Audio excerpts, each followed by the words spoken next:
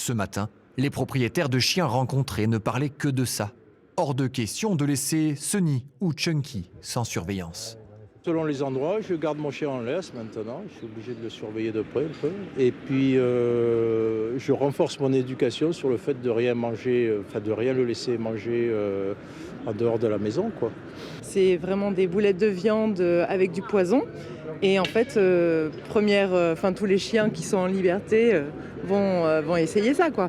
Donc non, c'est un cauchemar pour nous. Des dizaines de boulettes de viande empoisonnées comme celle-ci ont été retrouvées près des truffières, rendant la récolte très difficile. Par peur de représailles, aucun trufficulteur n'a voulu témoigner devant notre caméra. Une inquiétude qu'ils ont en revanche partagée avec la mairie. Quand le trufficulteur rentre dans sa truffière, il lâche son chien. Donc le chien va renifler et dès qu'il sent et qu'il trouve la truffe, il va gratter. Mais si entre-temps il trouve une boulette, malheureusement il va la manger. C'est assez aléatoire. On trouve des boulettes sur une commune, on n'en trouve pas sur d'autres, après on retrouve des boulettes. Et c'est vrai qu'en plus avec les animaux sauvages qui consomment des boulettes, qui peuvent les déplacer aussi, ils s'en retrouvent au bord des chemins.